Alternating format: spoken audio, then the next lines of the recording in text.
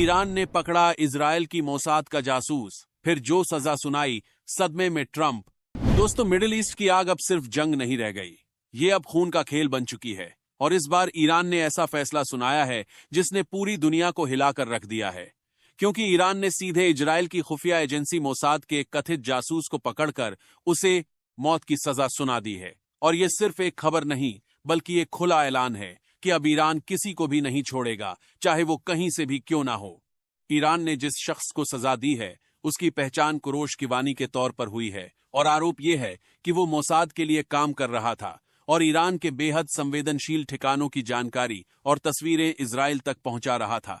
सोचिए, वो देश जो पहले से ही जंग में घिरा हुआ है, उसके अंदर अगर कोई दुश्मन के लिए काम करे तो उसका अंजाम क्या होगा। और ईरान ने वही किया जो वो बार बार कहता आया है कि गद्दारी की सजा सिर्फ मौत है। मेज़ान न्यूज एजेंसी के मुताबिक ये आदमी लंबे समय से इजराइल के संपर्क में था और उसे बाकायदा नेटवर्क के जरिए भर्ती किया गया था। बताया जा रहा है कि स्वीडन के जरिए ऑनलाइन संपर्क बना और फिर एक फारसी बोलने वाले मोसाद एजेंट ने उससे बात शुरू की और साथ धीरे धीरे उसे जासूसी के इस खेल में धकेल दिया गया। लेकिन ईरान की नजरों से वो बच नहीं पाया और आखिरकार उसे गिरफ्तार कर लिया गया। जानकारी के मुताबिक पिछले साल जून में सवज बलाग शहर से उसे पकड़ा गया, जब ईरान और इजराइल के बीच हालात बेहद तनावपूर्ण थे। और उसी दौरान ये खुलासा हुआ कि वो लगातार देश के अंदर से अहम जानकारियां बाहर भेज रहा था। इसके बाद जांच चली, सबूत जुटाए गए और जांच के बीच फिर वो फैसला आया जो अब दुनिया भर में सुर्खियां बन चुका है, यानी मौत की सजा। ये कोई पहली बार नहीं है जब ईरान ने ऐसा किया हो, बल्कि पिछले कुछ सालों में ईरान ने कई ऐसे लोगों को सजा दी है जिन पर मोसाद से संबंध होने का आरोप लगा। अब इस पूरे मामले के बीच ईरान के विदेश मंत्री अब्बास अराघची का बयान भी सामने आया है और उन्होंने सीधा अमेरिका पर हमला बोल दिया है। उन्होंने कहा कि मिडिल ईस्ट में जो कुछ भी हो रहा है उसके पीछे अमेरिका जिम्मेदार है और ये जंग दरअसल अमेरिका की जंग है जिसे वो दूसरों के कंधे पर रखकर लड़ रहा है। और यही वजह है कि हालात हर दिन और ज्यादा खतरनाक होते जा रहे हैं। अराघची ने यह भी साफ किया कि ईरान आम लोगों को निशाना नहीं बना रहा, बल्कि जो भी हमले उस पर किए जा रहे हैं उनका जवाब दे रहा है।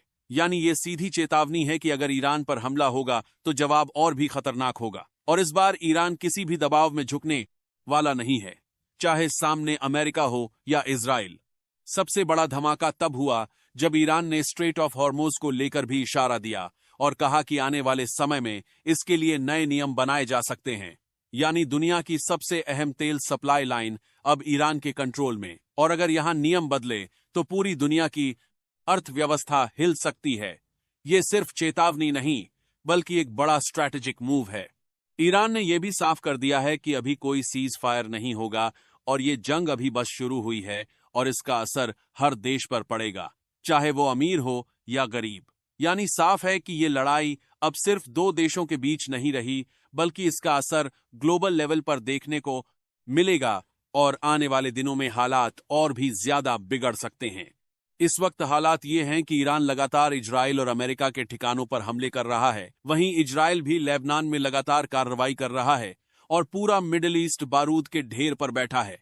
और ऐसे में ईरान का ये फैसला ये दिखाता है कि अब ये जंग सिर्फ बॉर्डर तक सीमित नहीं रही, बल्कि अब ये अंदर तक पहुंच चुकी है, जहां हर गद्दार को ढूंढकर खत्म किया जाएगा।